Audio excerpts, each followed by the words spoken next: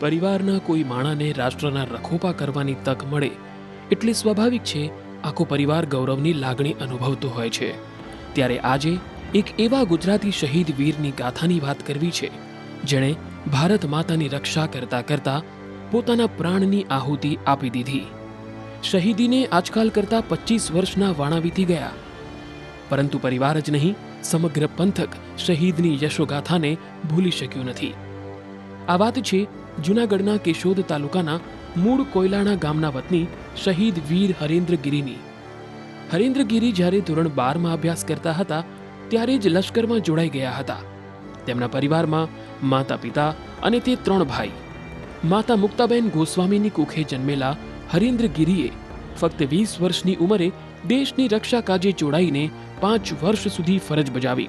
તે સમયની પરિસ્થિતિ યાદ કરતા શહીદના મોટા ભાઈ કહે છે કે અમને કાગળ લખીને જણાવતો કે ભાઈ અમે બધા ખુશી મજામાં છીએ, ક્યારેક એમ કહેતો કે અહીંયા બારામુલ્લામાં ફરવા આવો, બરાબર, પણ ત્યાં કેમ જવું અમારે ભાઈ, કારણ કે અમે મધ્યમ વર્ગ પરિવાર હતો, બહુ એવી બધી પરિસ્થિતિ સારી નહોતી।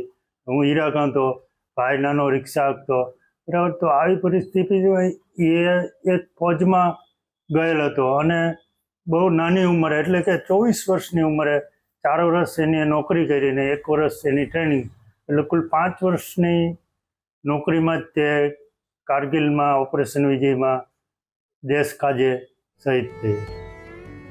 જ્યારે ઓપરેશન વિજય શરૂ થયું તેના 15 દિવસ પહેલા જ મોટા ભાઈ જ્યારે સુરત હીરા ઘસતા હતા ત્યારે હરેન્દ્રગીરીએ ફોન કર્યો હતો। શહીદ હરેન્દ્રગીરીએ પોતાના ભાઈને તે સમયે કહ્યું હતું કે હવે મારે અહીં 3 વર્ષ પૂરા થઈ ગયા છે, એટલે હવે અમારી બદલી પીચ ઉપર જયપુર કે જામનગર કે દિલ્હી થશે। પરંતુ વિધિનું વિધાન કંઈક જુદું જ હોય તેમ તે સમયે પાકિસ્તાને ઘૂસણખોરી કરી અને એટેક કર્યો અને કારગિલ યુદ્ધને ઓપરેશન વિજય નામ આપવામાં આવ્યું। આ ઓપરેશન વિજયમાં લડતા લડતા 28 જૂનના રોજ જવાન હરેન્દ્રગીરી ગોસ્વામી શહીદ થઈ ગયા।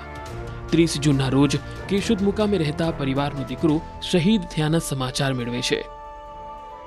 જ્યારે આ સમાચાર અમારી ઘરે આવ્યા ત્યારે હું સુરત હતો, હીરાક હતો, ત્યારે મને ફોન આવ્યો અને કીધું કે ભાઈ બાને મજા નથી, તે આવી જાઓ। તો હું તાત્કાલિક ત્યાંથી સુરતથી બસમાં બેસી અને અહીંયા આવ્યો ત્યારે અહીંયા એવી ખબર પડી કે તમારો ભાઈ દેશ કાજે શહીદ થઈ ગયો છે। ઉલ્લેખનીય છે કે 2 જુલાઈના રોજ વીર શહીદ હરેન્દ્રગીરી ગોસ્વામીનો નશ્વર દેહ કેશોદ આવી પહોંચે છે અને પરિવારના આક્રંદનો પાર રહેતો નથી।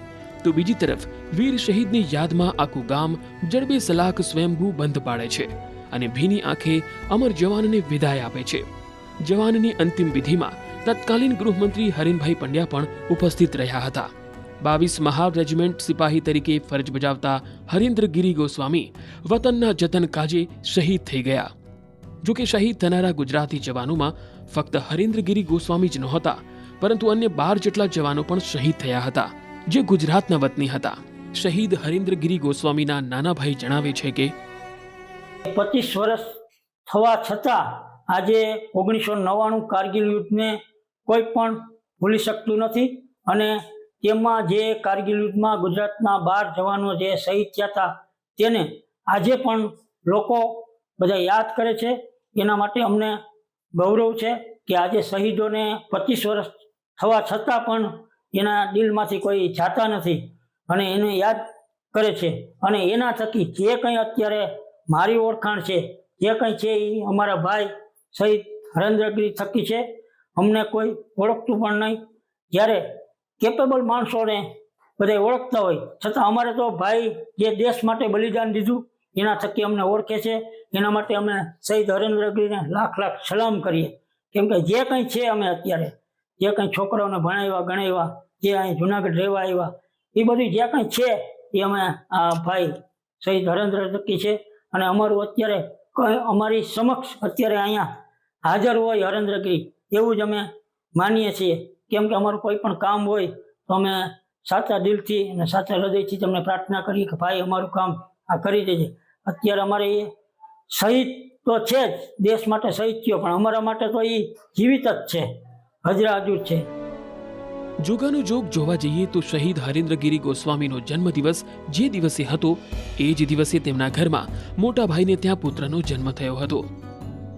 મારા દાદા એવું કહેતા મને કે એમની બર્થડે 12/9/1974 હતી, મારી 12/9/2000 થયો છે. તો એમ કહેતા કે તું અવતારી છે એમ.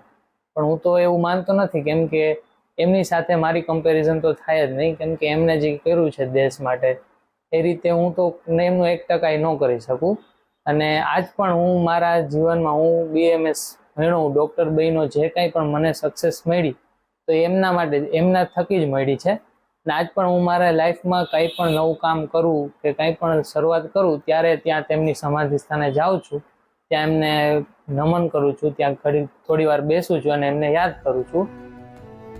નોંધનીય છે કે જવાનની શહીદીને આજે 25 વર્ષ જેટલો સમય વીતી ચૂક્યો છે, છતાં શહીદના પરિવારજનો અને ગ્રામજનો ભારત માતાના સપૂતને કારગિલ દિવસ પર અચૂક યાદ કરે છે. તો એક શાળાનું નામકરણ શહીદના નામે તત્કાલીન શિક્ષણ મંત્રી આનંદીબહેન પટેલ દ્વારા કરવામાં આવ્યું છે. વતનના જતન કાજે શહીદ થનાર હરેન્દ્રગીરીના પરિવારજનોએ પોતાની કાર પર શહીદનું નામ લખાવ્યું છે.